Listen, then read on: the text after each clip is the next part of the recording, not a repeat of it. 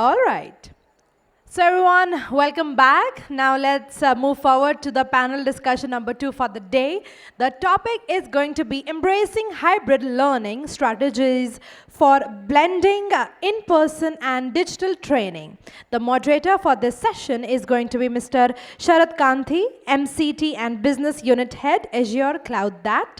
Let me give a small brief about our moderator.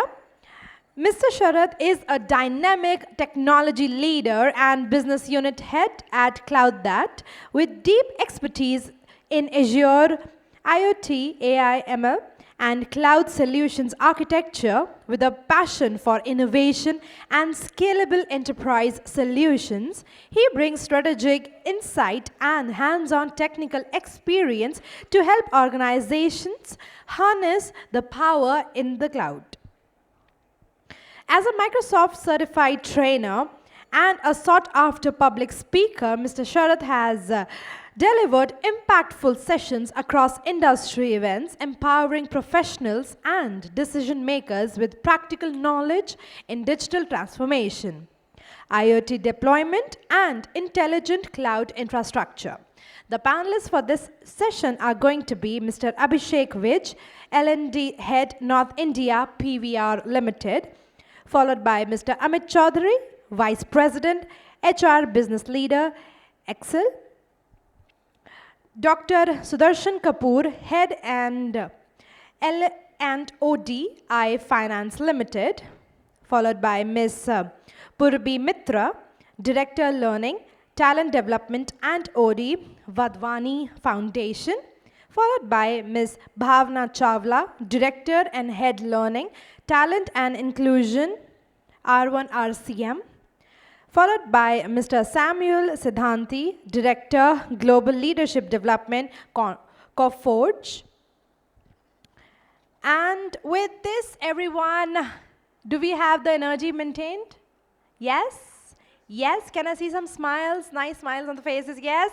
So shall we welcome the entire panel on the dais? Are you ready for another interactive and informative session? Yes, everyone? So let's give the entire panel a huge round of applause. Yes, everyone, please, let's have the energy back into the room. And may I invite respectfully the entire panel on the dais, please. With this, over to you. Thank you, everyone, and a very warm welcome to you all. I hope you had a very power-packed first session of the day. Now, talking about this part, I'm thrilled to invite you all to discuss one of the most relevant and most forward-thinking discussions that we are going to have today. Embracing hybrid learning and strategize to blend in the online sessions or digital sessions along with the offline sessions. So with that, a quick note, earlier when I have been a trainer myself for the last 10 years. And before pandemic, we have seen how things were. And we have seen the changes that happened after the pandemic. And these days, flexibility is not just a luxury. I'm talking about flexibility with work, flexibility with learning, but it is a necessity. Right? So what happened is after pandemic came in, a lot of sessions turned online, and most of the things that we started doing were online. And after the pandemic subsided, things changed again. People started adopting to hybrid. Some people failed. Some people are still trying to adopt. But we see that there is this continuous inertia of people in order to adopt to this current hybrid nature of work or hybrid nature of learning. So we have our esteemed panelists here to discuss this part with us. So with that, let me start with the first question I have for you.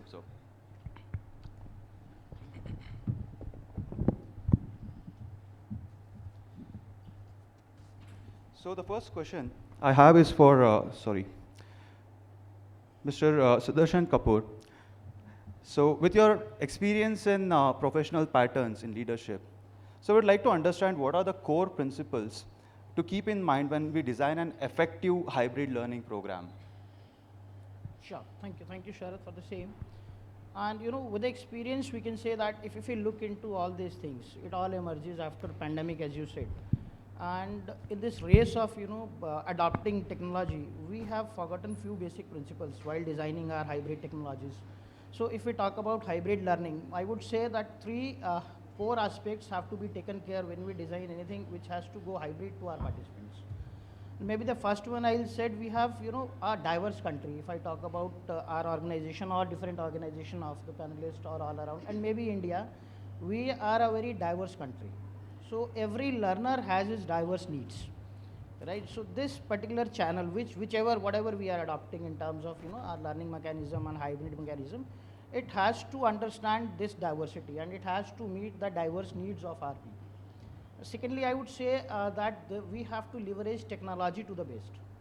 We all go in a race of having very sophisticated softwares which help learners to learn at their own pace, and AI generated engines which help our learners to understand, okay, which helps our these learners to understand in very sophisticated manner.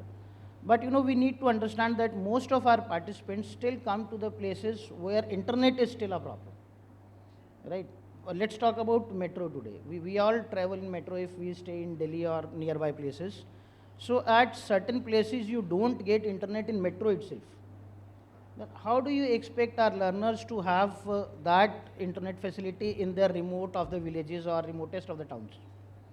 Right? Then we need to take care that whatever content we are creating, it is accessible on maybe the lowest models of the smartphones that we use, because not all our learners use these sophisticated iPhones or maybe some other brands.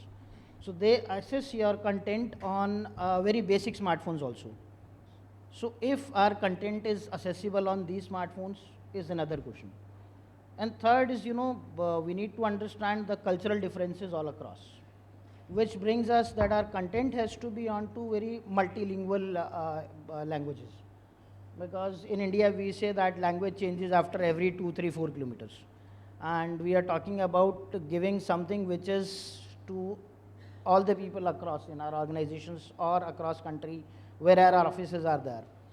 Right? So content has to be multilingual so that everyone should assess it, should understand it. And then only hybrid makes some sense. Otherwise, we'll keep on bombarding our people with this content and people will keep on moving, telling you that we have completed our number of hours which you asked us to do. And I think what we get is we all know. Yeah. So thank you. That's very true, sir. Thank you very much. And one another thing that came out of this is with the way we have also incorporated technology to adopt to the hybrid work culture is something that's very impressive. We have come up with the tools, the technologies that are required to adopt to it, and we are leveraging the best of it. So, Mr. Amit, I think with your learning and development experience as well, what do you think for the same question? How do we design hybrid effective teaching methods? Any take on that? Thank you. I think that's a good question to start with because it allows you to zoom out and look at the core principles that drive effectiveness. In my experience, there are 4 or 5 things that have helped us design effective learning and also embed hybrid modalities as part of that. One is, of course, to think of learning as a continuum rather than as an event. And it allows you to then think of various formats to stitch together an effective journey. It allows you to think of learner, it allows you to think of outcomes, and then curate a learning experience that is best suited to that. Second is around ensuring that designing learning with embedded context. Because the best outcomes are driven when the learnings are contextualized. Because no learning, even if it is for the same tool, is similar to different audiences. So for example, in the space of technology, say you're using you're training data engineers on AWS. When you train data engineers for AWS, working in insurance versus working in healthcare are 2 different contexts. And therefore contextualizing is very important, even if you're training people on tools and technologies. Third is around ensuring that learning as a product is iterative, which means everything today is iterative, everything evolves, and so should learning, right? It should not be a static outcome or a product. And therefore there should be a continuous feedback loop going into learning as a product so that you're continuously evolving that. The other interesting that I think I've realized lately is that, we've all heard of this, 70% of learning happens while you work, right? So why not design work to enhance learning? So we typically do work to create an output or a deliverable. Why can't one of the deliverables of that work be learning as an outcome or output? And so being intentional about reinforcing learning as you work. So for example, bringing teams together to ensure that they are sharing knowledge while they are working, right? Doing review sessions, providing feedback, embedding coaching. These are, obvious terms that we use as part of our learning fraternity. But are we being intentional about embedding that as part of not embedding it as part of learning, embedding it as part of work? And that's an important takeaway in my mind. And one final point is, we've all tried to make learning practice-oriented. I think making people practice the real is very important, which means making your scenarios, examples, case studies as real as it can be. For example, if you're doing, say, product leadership training, and this is a problem statement that we solved some time back, that our product managers were all homegrown technology experts, but they did not have the rigor for doing product roadmaps. So while we brought in an expert to teach them on how to think about product roadmaps and overall product strategy, we also made them think of their individual products while they were learning. And so there was breaks in between where they went back, designed their product strategy, shared it back for the solutions that they themselves working on. So while it helped them learn, it also helped them evolve their own product roadmap and product strategy. Very true, sir. Feedback loop really plays a very critical role in how we enhance the entire learning journey and how we are taking the L&D ahead. Bhavna, considering the experience in diversity and inclusion and employee productivity as well as leadership development, I think this question would be relevant to you. As learners become more diverse, and what happens is, how can organizations strike the right balance between in-person and digital learning formats to cater diverse learning styles of the people? Because different people have different needs. Adopting and putting these two things together is one thing, but understanding the diversity of the people and seeing how they can pitch in is another thing. So any thoughts on that? Absolutely, thanks for that question. And thanks for having us here, the Gain Skills team. I think on a very, very pertinent topic on how do we drive hybrid learning and the strategies to kind of drive it more effectively. I think I'll pick up a couple of cues from the other fellow panelists also and what they've touched upon. I think as I look at design of a program and learner styles, I think we have to start with the basics. Begin with the end in mind. What is the objective or purpose that you're looking to solve for in a specific scenario? If I'm looking for a knowledge cascade with high amount of reach, with large volume, I need to go with digital. However, if the need is, let's say, skill building, on, let's say, leadership skills like emotional intelligence, influencing skills, I will need to go with a more, facilitated live or in-person format that caters to that creates the space for the application, for the practice, for the conversations. If I'm looking to, create a more holistic experience, then I'm, going to go with a blend of each of these. So I think the purpose has to kind of define the learning strategy, and there is no kind of one size fits all. So begin with the end in mind, I think, is my first point. Secondly, I would say the context. So one is, of course, the business context and the solution and what you're looking to solve for. The second context is the learner. So putting in the context of my organization, we are a healthcare KPO. We have about 17,000 plus employees spread across India and a very distributed workforce. Across different regions in the country, different cities and states, different shifts, different work personas, as we call them. So there are a large chunk of our workforce that is remote, working from home. Another sizable chunk is working from office, where we have, those client requirements. And then there is another, element that is hybrid. So whenever I'm looking to design a program, it can't be a one size fits all for such a diverse audience set. And then there are other elements of the demographics like generations. So we have a large scale Gen Z millennial population. So their learner preferences and how they, as we call it, consume content and information today, right, in the era of Netflix and ChatGPT, has to come into play. And we can't rely on just the traditional models of learning or just have classroom learning. That doesn't stick. I think the element of technology, flexibility, and really empowering them is another element design principle at play, that we're giving them the choice. I think learning ceases to be like an event. I think that it used to be maybe when some of us started our careers, that you went and got nominated for a 2-day, 5-day program, and it was that. Now it needs to be more integrated and more ongoing, and it's not that 1 day or half a day. So I think those are some of the elements that I'd like to call out. Definitely, definitely. And when we talk about generative AI itself, for example, generative AI can be taught to leaders, can be taught to product managers, can be taught to non-technical folks, can be taught to anything. But we cannot adopt the same method of teaching for everyone. So obviously that makes sense. According to the persona, according to what we are teaching, everything has to change. So very valid point.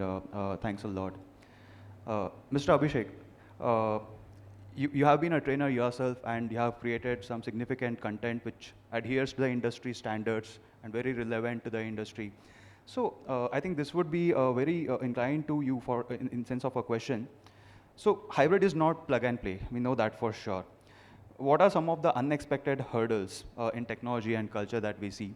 That is something I want to know. But the question stands at, what changes have you faced in implementing hybrid learning, and how have you overcome them?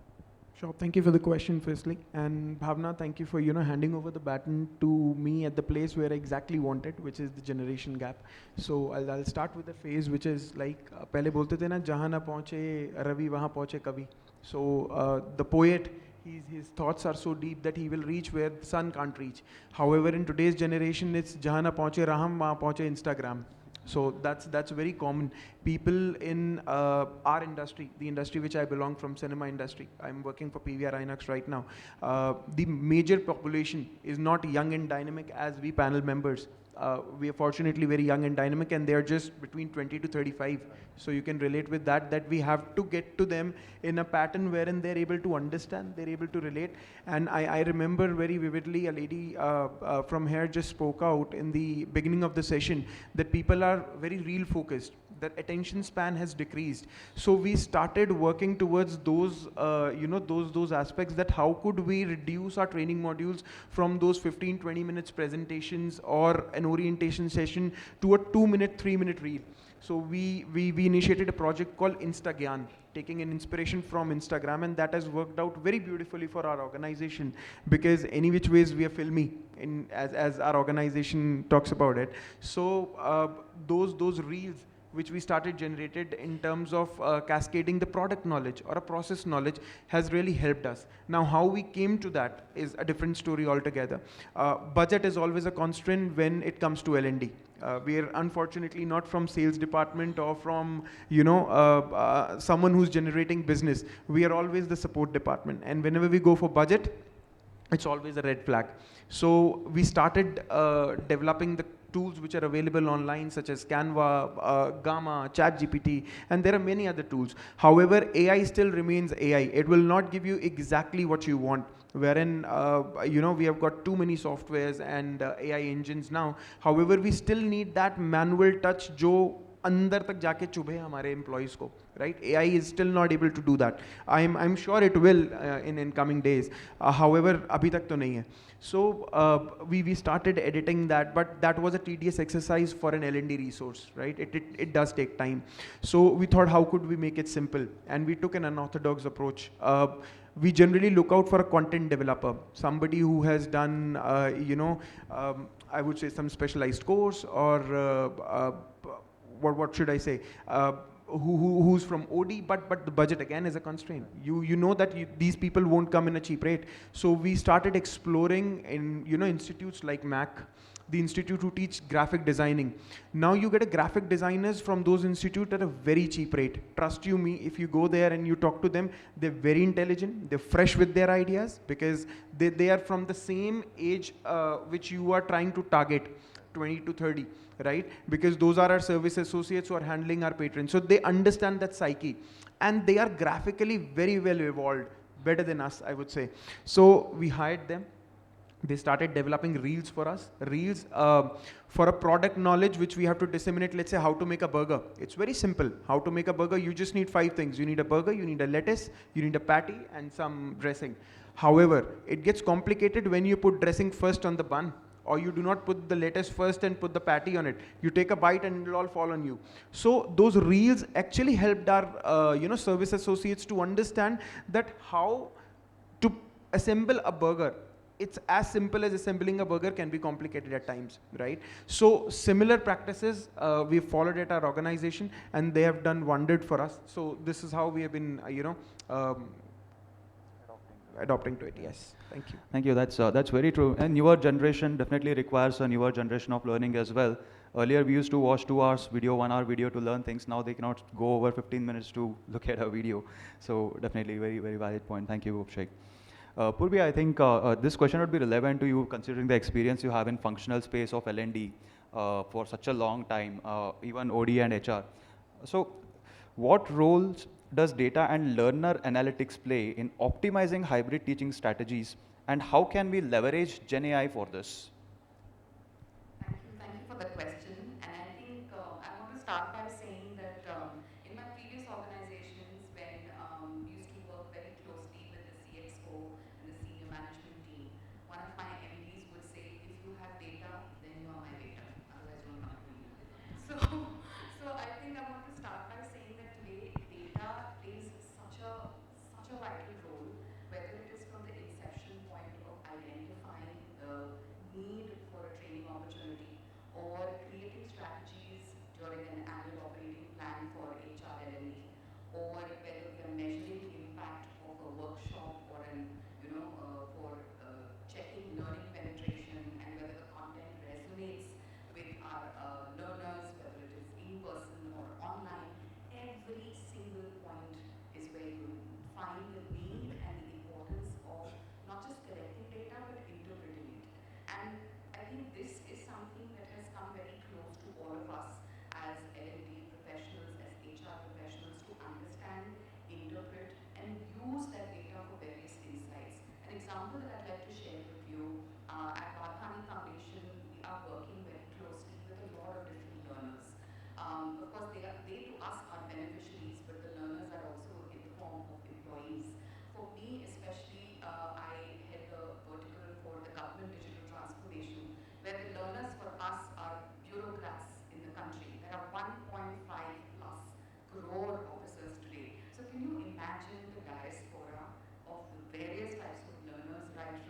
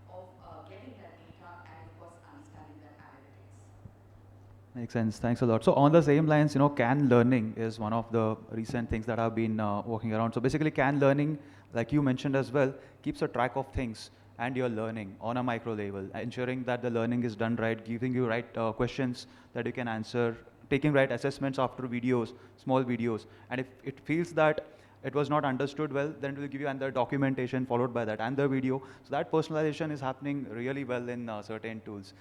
Thank you for that answer. So, Mr. Samuel, I think the next question, you'd be the most relevant person to answer this, considering the plethora of domains that you have worked in so many years, and your contribution as an academic advisor in the universities. So, my question for you is how you share a success story or case study where hybrid learning made a measurable impact on employee development. Cool. Well, thanks so much. First of all, I'm glad you looked at my LinkedIn profile. I usually don't talk about the academic counselor side of it. No, I think it's a great question, honestly.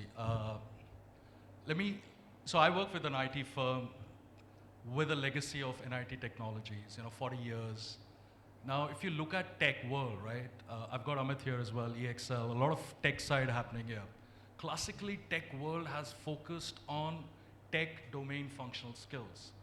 But when you talk about leadership, right, when I got into workforce, I worked with an IT consulting, and the focus was, get the time management workshops done, or any of those soft skills. So the focus on leadership development, for example, was just that, right? And where's the focus today?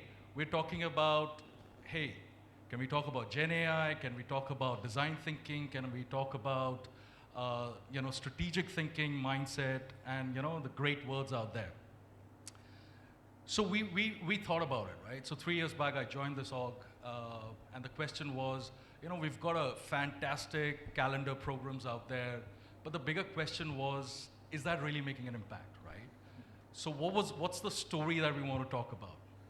So the next thing that we looked at was, should we focus on roles and make it relevant for people? I mean, folks earlier as well and today as well, talking about context. I love this, thought process by Simon Sinek. He talks about, if you watched his video on the golden circle, he says, start with the why, and that's when the whole context setting happens, right? Why should I be in your class? So when we talk about success story, right, I mean, I'm sure all of us will have success stories. So what we did was, we looked at our pyramid, right? Where do we make an impact? Can I go and tell my vice president or a CXO, hey buddy, you got to change? The guy's going to say, take a hike, right? Because the person's been there, done that, right? But where do I make an impact? And that's the role, my middle level leaders, right? Which is a very strong area that I need to create an impact, because they become my change agents, right? They go back, they're leading large teams, $5 million, $10 million, $15 million deals or projects. So what we did was, we looked at their roles, we looked at what competencies, and what we decided was, L&D is not going to work in silos. We're going to ensure the business has their skin in the game, right? So it's not an L&D facilitator facilitating programs. I've got my team here as well. So it's not just them. I also have a business guy sitting in the class and making it real. That's the context. So I come with the gyan, pardon my word there, but how do I make it contextual for a mid-level leader saying, hey, if I go for a client conversation, what's important for me, right? So what we started doing, all our content that we create, curate, starts with a story, right? Somebody in the earlier session said, 7 seconds, right? And that's true, right? How do I catch the audience? So what we did was, we looked at this 2 years back. We launched this program, and we looked at our, of course, workforce in that area. So in the last 2 years, we've covered about 1,300 people global, and we looked at an in-person kind of model. We reached out to business saying, hey, do you guys want to do an in-person thing? We are ready. Let's come back to work. And the whole return to work thing was happening. And you'd be surprised, there were 0 takers. Nobody wanted to come in the class. They said, hey, we are good with virtual. Now the challenge with virtual is, if I've got 100 people sitting in my class, and you guys I'm sure would have experienced as well, one or two people apart from the facilitator will be on the camera. So how do you know that's going to make an impact, right? So the other thing that we looked at was that we'll make it part of their goal sheet. And we said, hey, listen, there is an impact. We want to show that impact. So if you're not part of this program, what are you missing out, right? And then we started looking at scarcity. We created a scarcity. So we said, okay, while it's nomination based, but hey, there's a window. So if you're not part of this, you miss out. So as human beings, right, where there's scarcity, we suddenly start running for it. And I think that's where we've seen success. We've gone away with the metrics of how many learning hours and stuff like that. But I think for an organization like Coforge, I think the focus is on talent retention. We are growing. In the last 5 years, we've moved from, let's say, about 15,000 to 35,000 today. So how do I retain talent? And IT is a very fluid dynamic, right? Today you'll find a talent there, and tomorrow they're out. And how do you retain them? Now, what that program talked about, as when we looked at numbers, 90% of people who went through this program, it's a 6-month journey that we make them go through. And it's a multi-channel, right? So it's instructor-led, there is digital learning, and then of course we've got the outside-in view. So we get leaders from outside. Perhaps I'll be reaching out to one of you folks to come and do a session for us, right? So there's that skin in the game. There's that interest. There's the why, right? If I'm connected with that, that's where. So 90% of the people are still in the organization. So that's a big metric for me. So when I'm presenting into my CPO, say how many people are still there. The other piece is how many people have moved up the curve. And nowhere am I saying my program will guarantee a promotion, but at least it'll help you build some perspective. It'll give you that confidence. An average delivery manager, if you're part of an IT world, you'd know delivery managers, right? Running hardcore techie guys. But now the role shifting. How do you ensure a delivery manager is going selling the skill set to clients, right? Now that's another competency that you're adding on. I can't teach someone sales, right? But I can at least help you build some perspective, mindset. I think that's been some of the success for us. Thanks for asking, man. Thank you. Definitely a lot of takeaways even from that story. Every bit of it has got some impact that it has done in everywhere else. So, Purvi, would you have something to add on the same line? Any success stories or case study where hybrid learning made a measurable impact on employee development? Certainly. And thanks for sharing the success story that we heard for Coforge by Samuel. In fact, in addition to that, I'd like to add an example or a success story that we've seen recently at the Bhavani Foundation. I want to start by saying that when it comes to success, especially for us to measure the learning impact, for HR to see if people are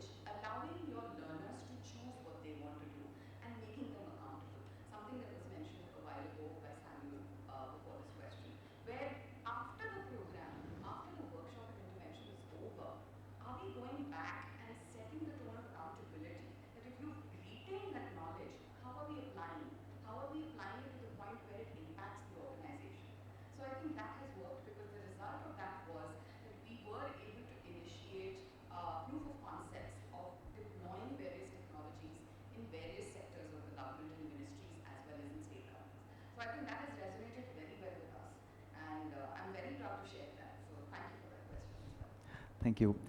We've also been trying to incorporate different methodologies for the same. We have LMS, we have sessions where we do half a session online, and then the last 2 days in person where we go to the place where the all people are there, and then we have them do hackathons, have them do workshops, where actually a mentor is required to be present. So absolutely, we have been doing a lot of them too. Yes, yes. Please, Amit. So I just wanted to add to the outcome conversation. You know, we've all been through the ringer of showing outcomes, right? One of the things that I've realized works well, just to add to this conversation, is that you know, starting with a problem statement. So, in a conversation with your leaders, hone in on what is the problem that you want to solve from a talent perspective. And typically they'll come back. I'll share a few examples that we want project managers, but they are mostly generalists. We want project managers who are also technology experts, understand. And then you zoom out, not just as a learning expert, but as a talent management expert. What are the things that you can do, not just from a learning perspective, but stitched together? So you identify developers who have good communication skills, have shown people, move them into project management roles, and then put them through a training program on project. You would have anyways done a project management training, right, as an outcome of that conversation. But if you design it slightly holistically, zoom out, think of overall talent management and not just learning, and create internal talent supply for project managers by moving people into roles and then equipping them with the right skills. And that solves a problem, right? Then you have project managers who are technology specialists, you're creating that supply internally. And that helps, you know, demonstrate outcome. Similarly, just focus on the problem statement and then zoom out and see what are the things, elements that you can stitch together to solve that problem statement. That always helps. In the end, 6 months later, you can say that you've created 25 new project managers who are technology specialists who can now engage with technical clients and explain the project technically to them. Makes sense. Thank you for that point, Akash. So, Abhishek, I think this would be relevant to you since you have been working with a lot of young learners lately. How do you tailor hybrid learning programs for different roles, functions, or generational workforces? See, one thing post-COVID we have understood that paracetamol approach doesn't work anymore. So you can't just give paracetamol to everyone. You have to have, you know, a tailored program for your different levels in the organization. Now, because we have been handling those people who are always in the frontliners, we have got separate programs set for them. Again, blended approach is the is the best approach. So we have got some online programs, some master classes, some VLT sessions, some ILT sessions. However, what we have done is we have segregated them into different development courses. So I'll quickly sum it up for you that starting from the four most critical designations in our industry, which is a service associate, then there's a duty officer, then there is a duty manager, and then there's a cinema manager. That is where you reach up till you reach to the corporate level, right? So first, for the service associate level, we have got a 6-month development journey by the name of Prayas. Similarly, that moves to Parivartan, then Pragati, and then Pramukh. So every person who is in the organization, he knows that which program am I supposed to be enrolled in. And because the churn rate is so high, so we also need to ensure that, you know, the impact of this particular program or the importance of this particular program goes as that this is a development program which if you go outside somewhere and do is going to cost you in lakhs, whereas we are giving you in-house. And the thumb rule is that all those courses which is there in that development program has to be idiot proof. Irrespective of it is a service associate who is looking at the duty officer program, he should also understand that what are we talking about. So making it hybrid, making it blended, and making it easy for our audience is definitely doing wonders for us. Yeah. Gavin's working on the similar direction too. Thanks for that answer. Helps. The next question, I think Samuel, you'd be the right person to take it up, and I request, sir, also please add your pointers. And what are the best practices for evaluating effectiveness of hybrid learning and demonstrating its ROI to stakeholders? This is one of the biggest challenges that we always face, and I'm pretty sure all of us will have certain things to say about it because we all dealt with certain ROIs need to bring on the table to justify certain things. Please. I think that's okay.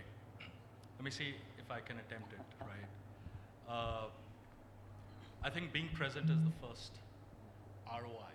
Let me start with there, right? So for example, if my delivery leader had to ask, out of those 30 people that I've nominated, for example, how many were there, right? That's where we start, right? Kitne log aaye?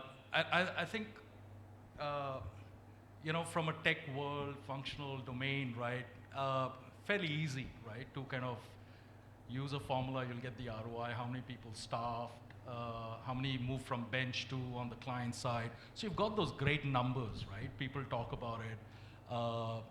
But I think when it comes to, mindset shift, when it comes to leadership development, talk about, for example, how many stories am I be able to kind of narrate to my clients and influence them, right? It's a very fluid thing, right? It's the softer side, right? Is there a hard number to it? At least I've not been able to. I'd love to hear from others' perspective.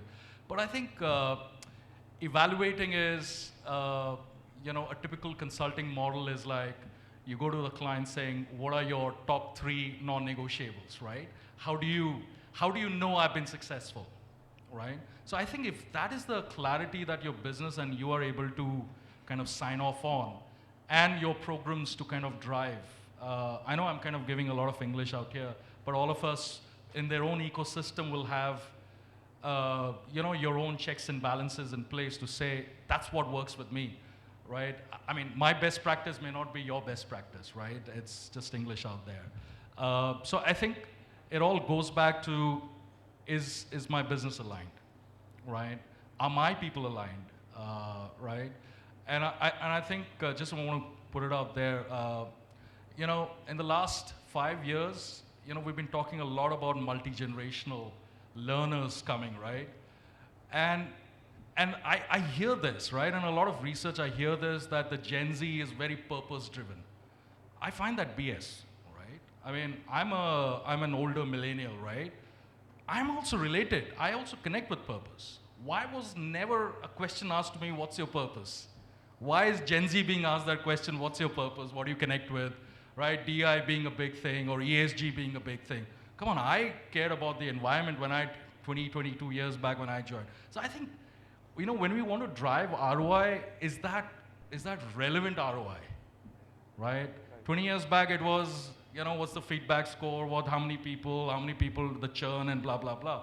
But today business is talking, can I retain my talent? And I think that's the biggest ROI for me. That's part of my goal sheet. Is your programs impacting people to stay back, right? Apart from the great, rewards that you give them, but is your learning ecosystem enabling them, right? I think that's how I look at it.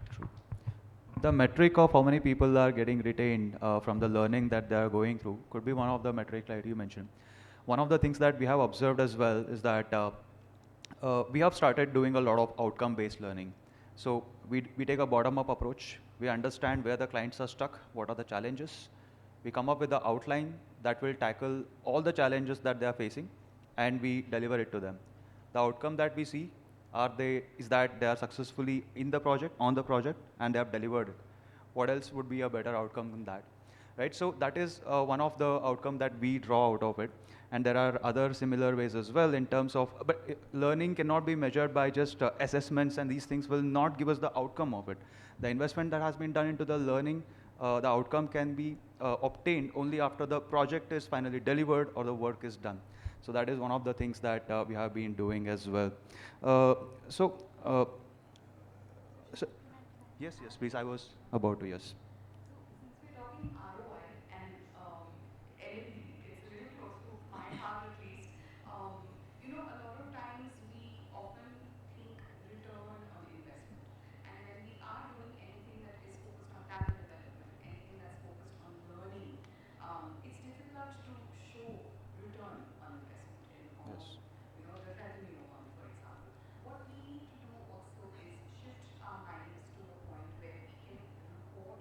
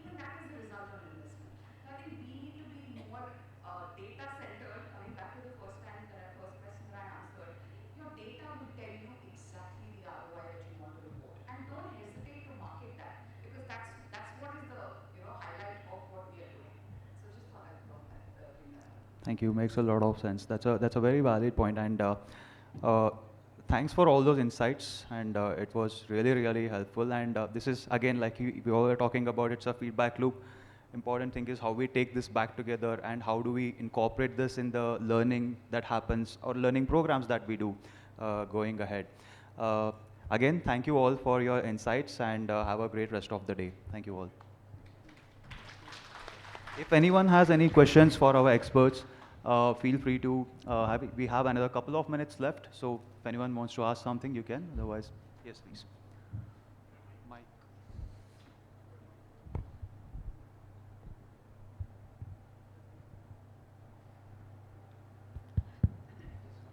Just We are couple of getting you a minutes left. mic. We are getting a mic. Uh, Sorry.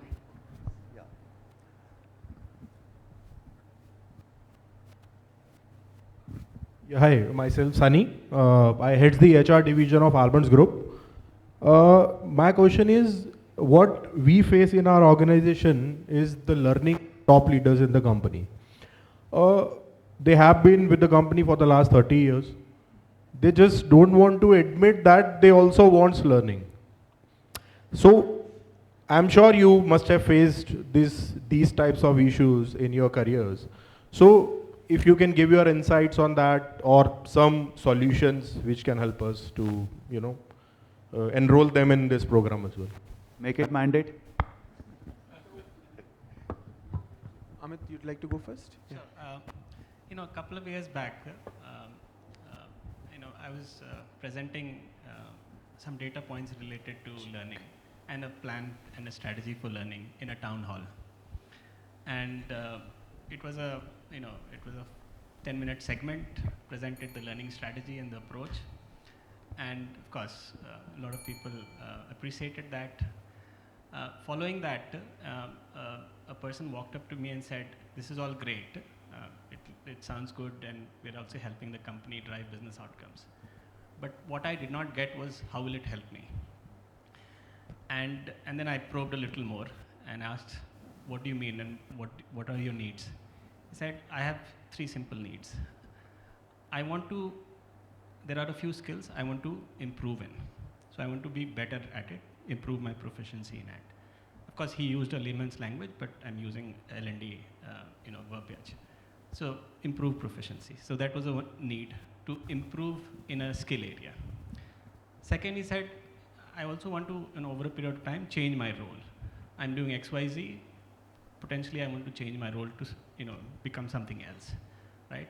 So help the person in career move from one role to another and equip the person in that." And the third was, there is a new tool in the market. My peers know it. I don't know that. Can you help me upskill? So it was a longest conversation, but what I distilled from that is learners need 3 things. They need to do better in something. They need to grow their careers, move into new roles. And 3, they pick up a new skill. From a learner perspective, if we are not communicating these 3 things very clearly, very tactically, very specifically, I think it does not connect with the learner, no matter how fancy your strategy is. Thank you. Thank you. Thanks a lot. With that, we are out of our time. Appreciate your patience and thanks everyone for being here. Thank you. Sorry, really out of time. We really don't have any time unless. Don't Okay. worry, post this is the lunch break Yes. anyway, so you can use the time to network with our experts and you can have a one-on-one question. So thank you so much to the entire panel. Let's give them a huge round of applause, everyone. And may I invite Ms. Neetu Rani, Head of HR, Nipro Medical India. Ma'am, please join in and present a token of appreciation to the entire panel.